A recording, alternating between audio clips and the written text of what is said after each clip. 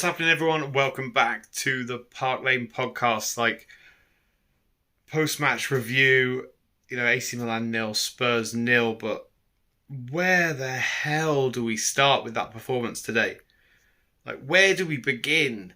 This is a Champions League last 16 game to go through to the quarterfinals against a poor Milan side. Yes, we're 1-0 down. But, where do we begin? Where do we begin with Antonio Conte? Anybody in this fan base, anybody that supports this football club that does not think that he is a problem needs to have a reality check. I'm not even joking, because he is tactically outclassed game after game after game after game. And when people will wake up to it and open their eyes to this is outrageous. Starting with the passive, boring football that we played for the first 45 minutes. Then moving on to the second half. Okay, Spurs came out with a little bit of vigour. The only good thing he made in that game was taking Perisic off and moving Emerson Royal over to the left, and then Pedro Porro coming on the right, because Pedro Porro finally in a Spurs shirt started to look half decent. But even at that point, Spurs go down to 10 men because of Christian Romero and his inability to be able to manage his own anger in a football match. Got yellow carded in the first half, and then what happens? Okay, second half, you think there is no chance that this guy stays on the pitch. There is no chance that he doesn't get sent off. And of course, late on in the second half, he gets sent off. At which point, what does Antonio Conte do? He takes off Kulusevski and puts on Davinson Sanchez. This is a game where we have to score. This is a game where we have to win. This is a game where anything other than that, exactly what happened tonight happens. And he decides to take off an attacking player. A man who always plays three at the back with wing backs. Why not just play three at the back in general? And have on Son, Kane, Richarlison, Kulusevski, and really go for it. Who cares at that point if we lose 2-0 on aggregate, 1-0 at home? Because I certainly wouldn't. I wouldn't care less if we saw a manager that decided to go for it and, we ended up losing. Let's look at Pochettino, right? Last game of the season against Newcastle, we were down to 10 men. He just, do you know what? We're just going to go for it. And we ended up getting battered that game, finished third in the league. But I didn't really care that much, because at least you saw a man with heart and desire and actually went for it.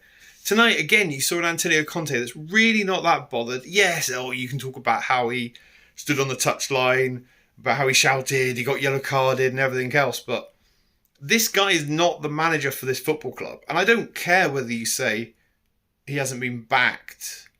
Bullshit is what I say to that. It's absolute nonsense. 9 near 10 signings. Okay, one went out on loan, or back on loan, and Jed Spence was a club signing. Look at all the other players that this guy has brought in, and name one of them that has made an integral difference, apart from the likes of potentially Kulusevski and Rodrigo Bentancur, who wasn't there tonight. I can't deal with Antonio Conte anymore at Spurs. His time is gone, and that's it. Look, we're out of the FA Cup because he was unfortunately away with recovering from his gallbladder surgery. But I don't know, where do we go as a football club now? Where do we go in terms of who will be the next manager? Because I guarantee you 1,000% that Antonio Conte and his staff won't be here next season. Where do we go in terms of the players that we attract? Looking at that starting lineup, and let's be honest, it was a terrible starting lineup, but it's the best we have to offer. Ben Davies does not play well as a left centre-back. We've seen recently he plays a lot better as a left wing-back. Regardless of what you think about him, he's probably our best left wing back at the moment. And, within the first 20 minutes, both Longley and Romero had a yellow card, which meant we couldn't do anything else. But again, Skip and Højbjerg in the midfield Skip was the better out of the two, but Højbjerg again offered very little.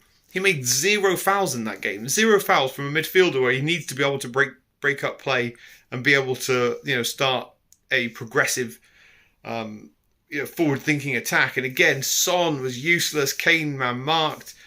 Kulusevski, again, his crossing was poor at best.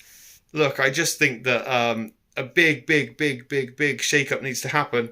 And I would not be surprised if tomorrow morning Antonio Conte is sacked by Spurs, because, my God, it is time for him to go, and it's time for him to go right now. Anyway, don't forget to like and subscribe to the channel for all the good stuff. And don't forget to catch us on Saturday morning for the Park Lane podcast at 11 a.m. I'll see you next time.